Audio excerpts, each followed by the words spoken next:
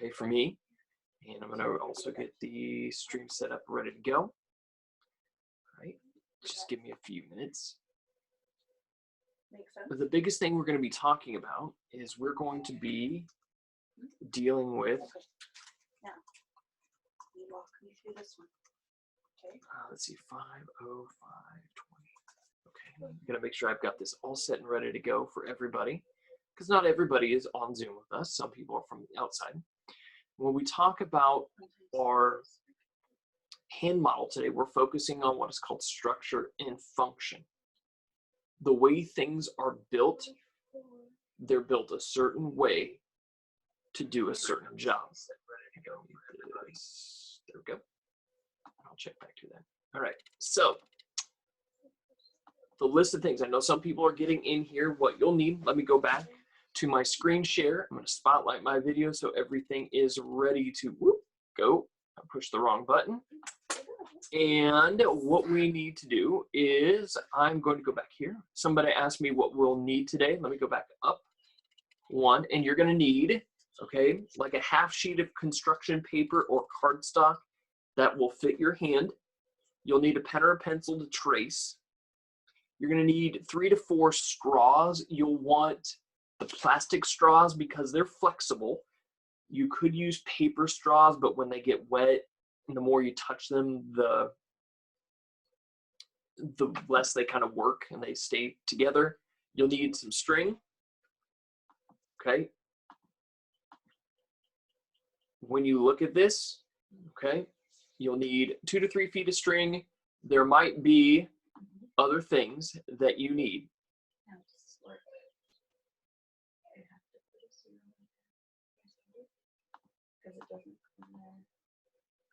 Okay, if you don't have all of the materials, you'll be okay.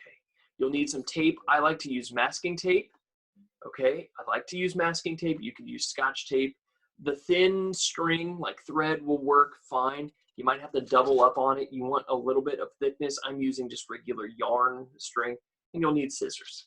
Okay, if you don't have the material, watch along how we do this, and we'll be okay. I know a lot of you are saying, I don't have this, I don't have this. It's okay. Use what you got. All right.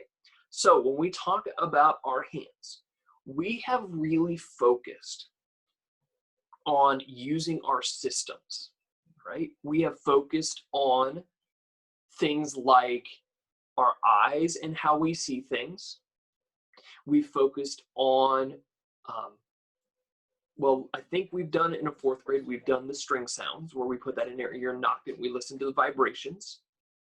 We did some human inertia tricks where we talk about things that stay in motion, want to stay in motion, and objects at rest want to stay at rest. And we used inertia to our advantage as humans, and we caught pennies off our elbows. We flicked cards from underneath. You could do the old tablecloth trick. You could use your ability to use your wrist and your fingers to throw playing cards and spin them. Remember, we talked about spin as our friend, okay? And we're going to finish up doing a couple little things of modeling our ability to see and do things using materials we have.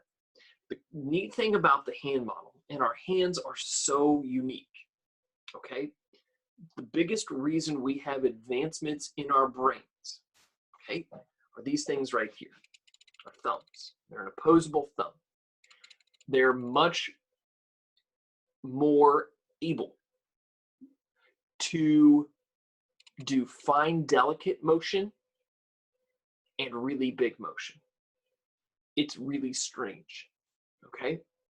If you look at things that are kind of close to us, like other mammals, such as apes, monkeys, other things, they have thumbs, but they're not able to do all the things that we can. They're very long. It's more like a crush grip, okay?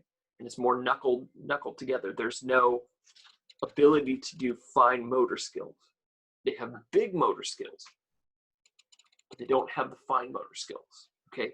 The things that we can do, from swinging a hammer to threading a tiny needle to, if you think about it, surgeons who can use little lasers and tie sutures in things. Like the most important thing at Children's Hospital in Omaha, they are world known for their ability to do heart surgery on brand new newborns that have holes in their hearts. If you think about how small newborn babies are in humans, and going in and doing surgery in their tiny heart to sew up a hole, think about the delicate hand movement that you would have to do as a surgeon. Very precise, very tough, okay, without doing any damage. So we talk about this in science is what's called structure and function. The way we put things together is called structure, how we build things, okay? If I give you a random pile of things, okay, everyone would build something different. How you put it together determines how it works. Let me say that again. How you put things together tells you how things work. Function is how does it work, all right? So if you had a pile of boards and a pile of bricks, you could build a lot of things. You could build houses, you could build planters, you could build barns, you could build all sorts of things. But how you put it together determines how it works. So the easiest thing to look at is think about Legos, okay? I like to build with Legos quite a bit, where there are lots of Legos around here. All right, so let's say, actually, let's start with the least complex thing, okay? Let's take this little dorky little snowplow, okay? Kind of neat little thing came out of it. If I look at this, I've got this little angle piece here, okay? This little angle piece that can flex. It's supposed to resemble like a snowplow. But the other thing is these pieces right here, how they're shaped, allow me to put these little pieces inside that look like this that I can put on that actually act like wheels. These are actually gear sprockets, but that's okay. By doing this, if I put these pieces together, I end up with something that looks like a snowplow. But if I change this right here, if I changed like the front end of this to something completely different, if I rebuilt it, I wouldn't have a snowplow. I would have, well, a rocket ship or something different. Maybe I want to put this here, and maybe I want to flip this way, and maybe it's going to look like a sports car. Okay, now it doesn't look like a snowplow. Now it looks like something else, like a mower or something. Okay, how I put it together tells me how it works. Same thing with this little sled. The difference between wheels, okay, and skis determine how well you go over snow. These wheels are going to grind into the snow. They're not going to get traction, and they're going to plow through the snow.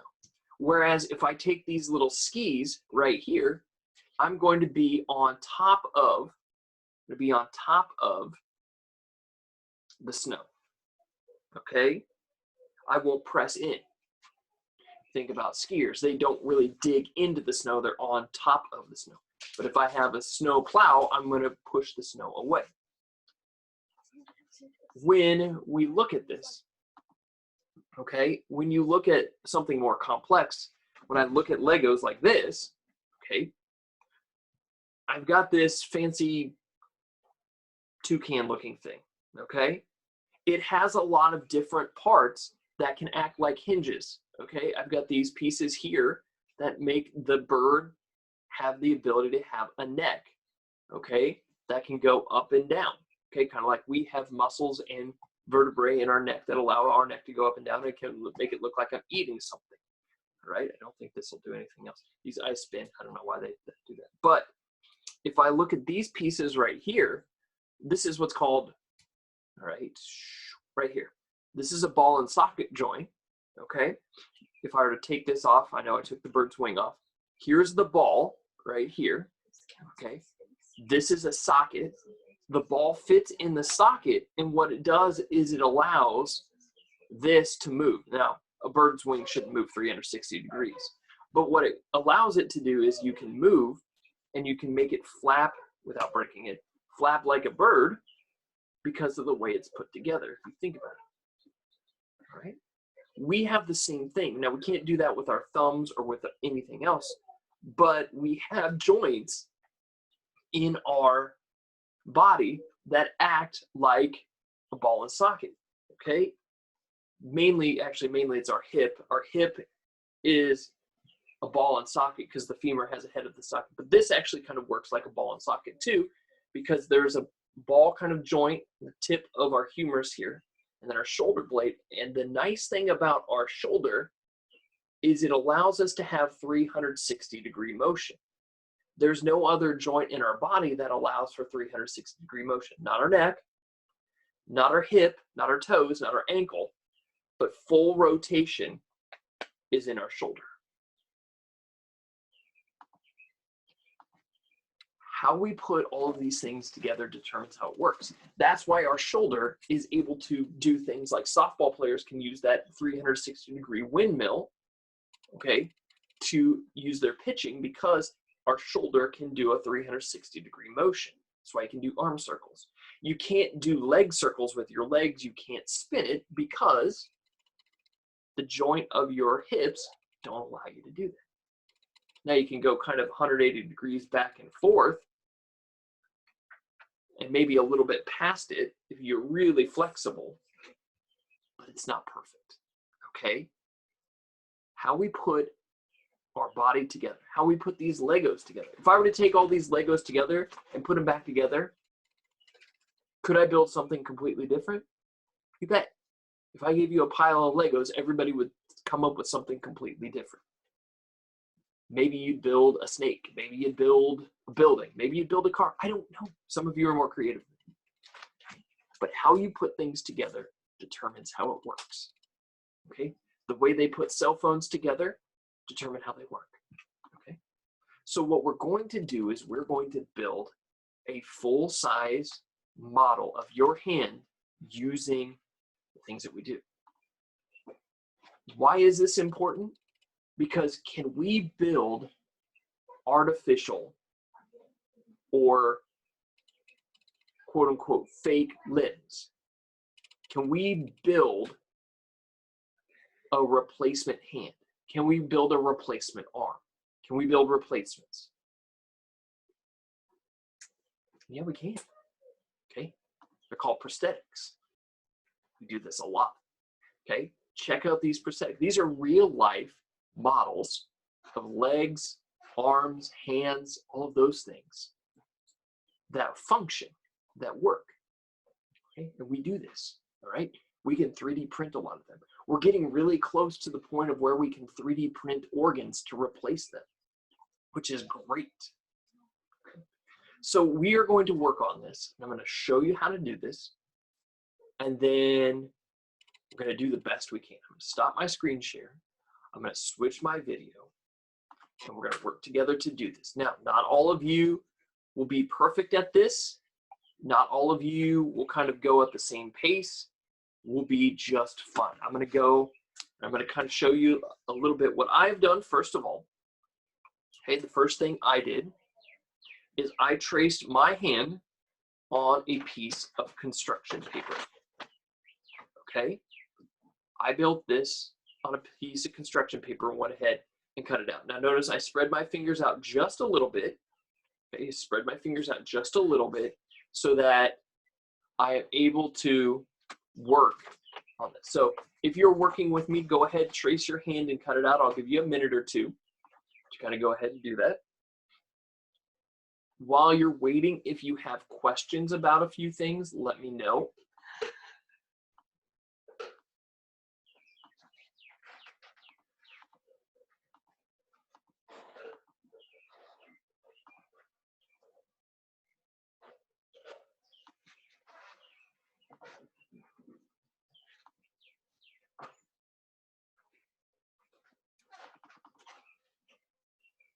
And I know there's a lot of people who aren't able to do it. Okay, cardstock is just a suggestion because it's thicker. If you have construction paper, that's fine. If you have regular paper, that works fine too. This is just a model. Okay? We're just making a simple model. It doesn't have to be exactly what I say. It doesn't have to be perfect. Never worry about this being perfect. We're using science and doing science with what we have.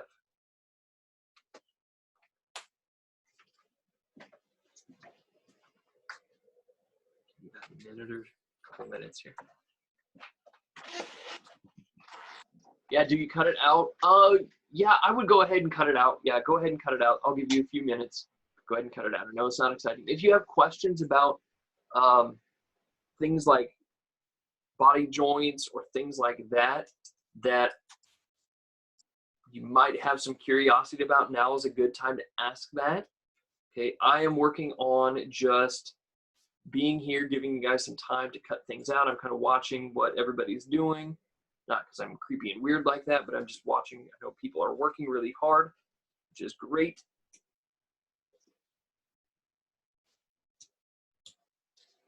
And if you can't do this with us, that's fine. Just watch so you know what to do, and then we'll be ready to move on.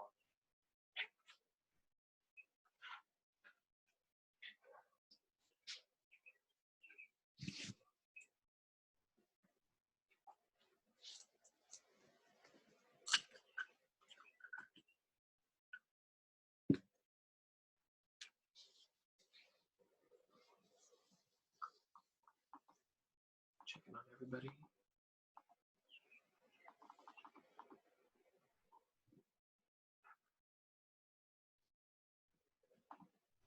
That's fine.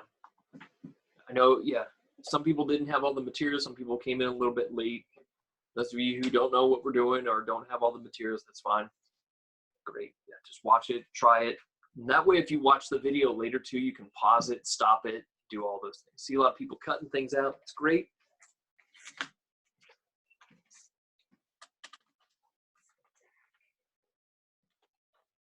So it's kind of a neat thing when you think about structure. You're actually going to build a model of your hand, and hopefully you can make this piece of paper act just like your hand. Your goal is going to be able to make all of your fingers curl kind of into a fist. Not perfect, but it'll kind of curl more like this. If you can get it to curl like this or this, you're doing it well. Okay, it'll be really cool. It will end up really, really, really cool if you can get it to work. Okay. I know some people are still kind of cutting things out. Finish cutting things out.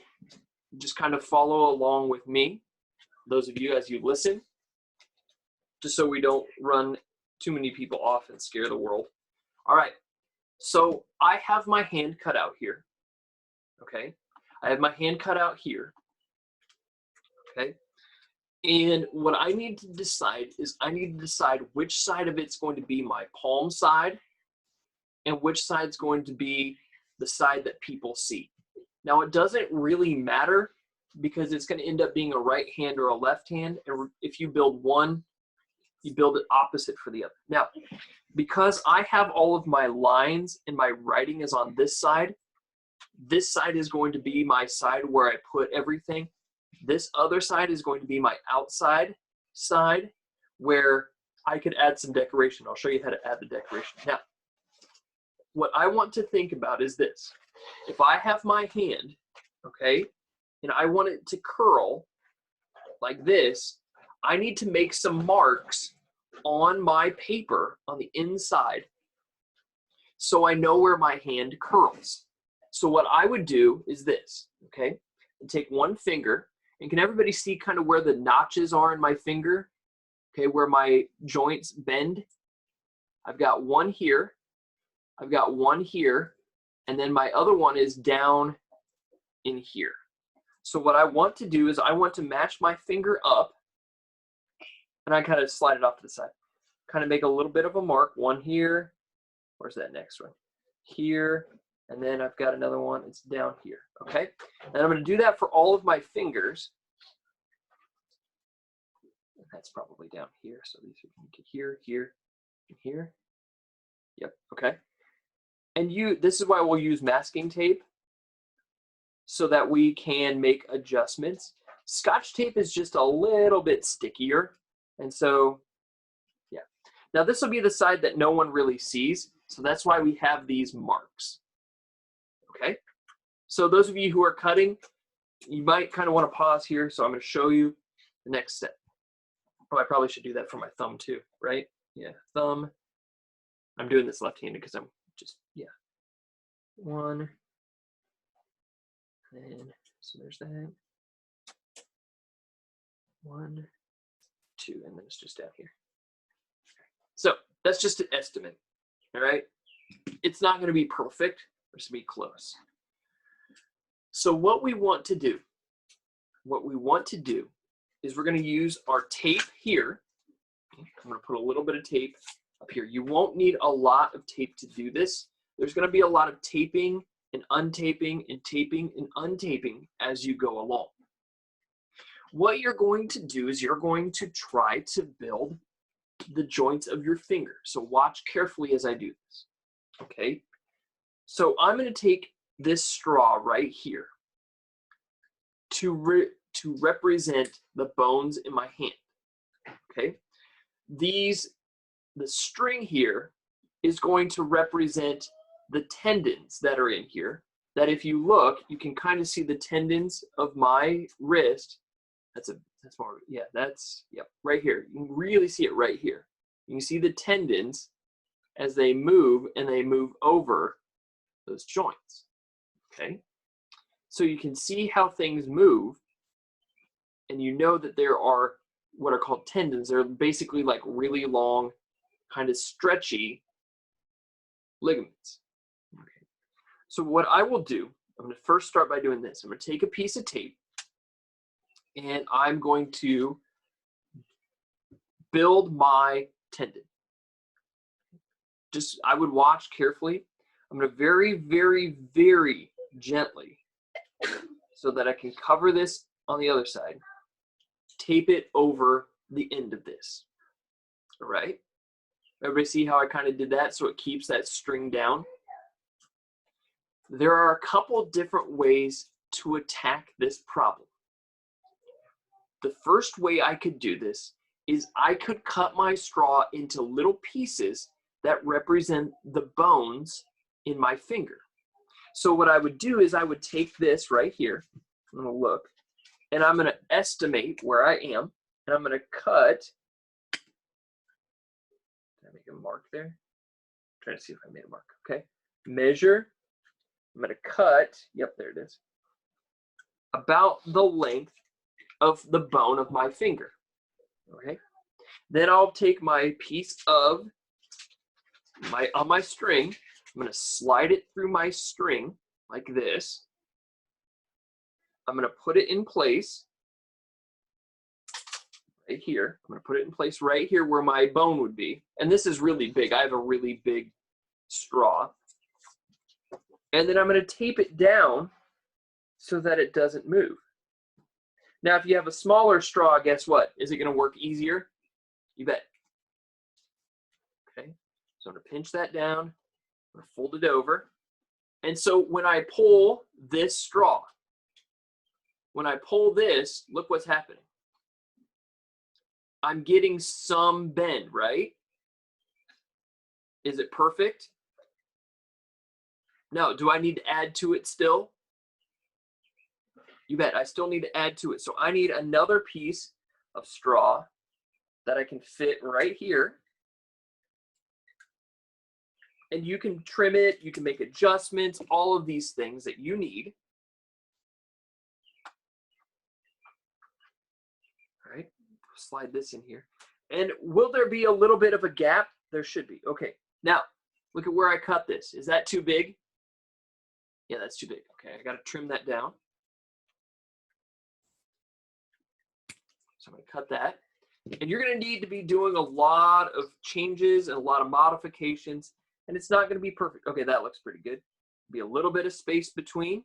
So take this piece of tape right here. Okay, I'm going to fold this over.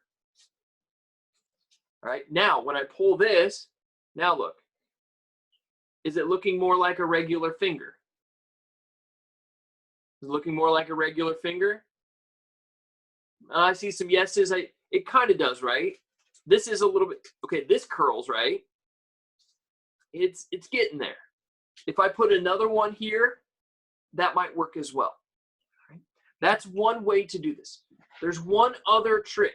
Yeah, this is really neat. And if I put another one here, I bet if I put one more right here, if I put one more right here, let me see what happens. Somebody said this is really neat and interesting. It is. Once you get the whole thing done, it is really, really, really neat when you get the whole thing done. I've seen some 6th graders work. Some of the 6th graders in the past who have done this have made some really, really awesome models. But this is going to take time. It's going to take patience. And it's not going to be the easiest. So let me put one more. Whoop, I have a problem. So I forgot to thread that through there. Should probably thread my tendon through there. That would probably be a wise choice. Pull that through. Let me put one more there and show you guys what it might look like when you get done. Try to straighten this out. All right, now if I pull this, now look. That looks pretty close to my actual finger. That looks pretty close to me curling that finger. Yes. So am I going to need to make some adjustments to this? Yeah. My goal is to be when I pull this string, I should be able to curl just that finger in the way I would. It's pretty close. It's pretty close. Not bad. But what I probably need to do is trim off some of this here and here and shorten it up a little bit. That's one way. Another way to do this, and Matt kind of came up with this, and he's much more engineeringly smart sometimes than I am.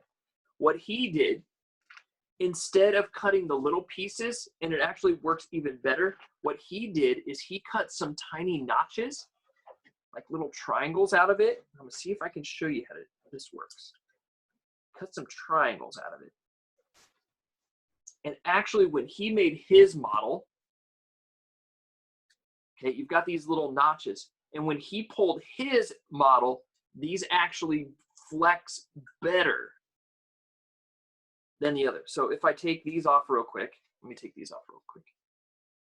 When it's done, can you pick up stuff? I don't know if you can pick up things with it. You'd have to try it. Actually, where is my other pieces? Here, I'm gonna steal a piece of string. Let's see if this works. Should we see if that Matt's model works? We'll try it. The worst we can do is try, right? Absolutely. So I'm gonna put this here real quick. I'm gonna tape this down. I kind of fold it on the other side one more time just so you guys know what's going on. I'm gonna fold it on the other side. There we go. All right. Then I'm going to take a piece of tape. Where did my straw go? There's my straw. Right. This one's a little bit trickier, I feel, to do it this way. Takes a little bit more patience and practice. Okay. And I'm going to slide this piece right here. Kind of looks like a whistle. Slide this in. Slide this in.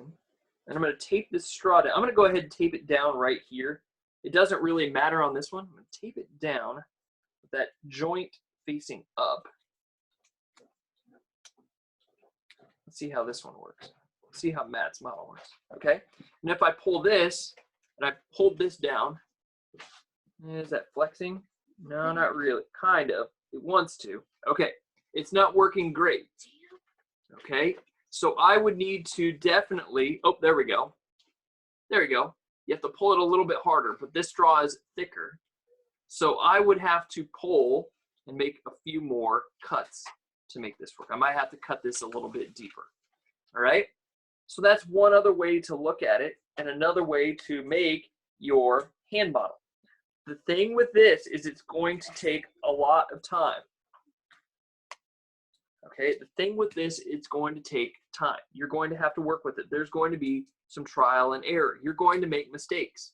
That's why I like using masking tape better than Scotch tape, because you can actually move and re-stick masking tape a few times before you actually lose its stickiness. Okay, so if I pull this, okay, let me see if I can pull this here a little bit. If I hold that here, that does kind of curl like a finger. It wants to. All right. It'll work a little bit better. I'd have to work with this, and plus my straw is really, really thick. If I had a regular sized one, that's fine. All right. So those are a couple different ways to look at it. You can notch it. You can do that. Some people have flexible straws. Use the flexible part of the straw. See if that actually does something. Use what you've got with you. Use what you got with you. Do what you've got and go with what you have. And you should, keyword should, be able to be successful with this, okay? It's going to take time. It's going to take patience, but I know you can do it.